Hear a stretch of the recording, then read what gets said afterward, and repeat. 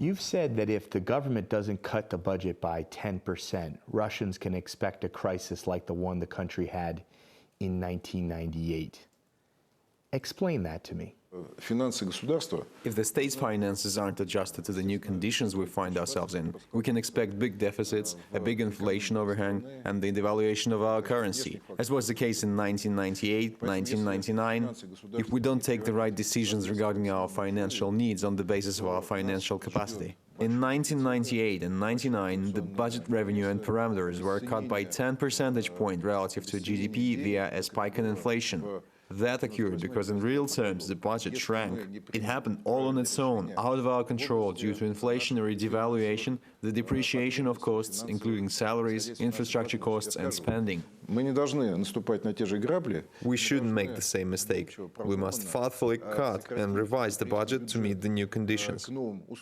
There are an awful lot of parts of the budget that can't be cut. For the military, the social sphere, would it make sense to change the rules and cut in those areas as well? For now, we have decided not to touch defense spending. We'll see how the situation develops further. What I want to say is that in 2016, sure, we have to adjust this budget a little and we'll make it through the year. But we have to think beyond that. What's going to happen in 2017 and 2018? We've got enough reserves and resources for the year, but this year we need to make the decisions that will allow us to balance the public finances in 2017, 2018, 2019 and beyond. And Ryan Choko joins us now from Moscow after that interview. Now, Ryan, he mentioned 1998 there, and that was a pretty ugly time overall for the entire world. Yes, it was, and it was a very ugly time in Russia. All Russians remember August 17th, 1998. It was referred to here as Black Tuesday.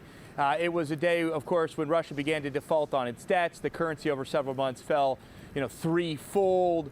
Inflation was out of control. Unemployment was rife. Remember that video of the people fighting in a bank line trying to get their money out of the banks because the banks collapsed? So clearly the finance minister here invoking, if you will, the ghost of 1998 to say, look, our budget is based on an oil price of $50 a barrel. Oil's now at $30 a barrel. If you don't, ministers, cut your budgets by 10%, then that budget deficit that we hope was going to be 3% is going to be at least double that, and then we won't be able to control the situation, and it might look an awful lot like 1998. And Ryan, is cutting the budget by this 10% amount actually going to be enough to rescue Russia's budget? Cutting spending by 10% to be enough to rescue Russia's budget? No, it's not, Mark, and he was very clear about that. In fact, he indicated that would only do about a third of the job. In addition to that, they, of course, need some money from privatization, and they need their reserves. Now, he said that the one reserve fund that they're using now should get them through this year.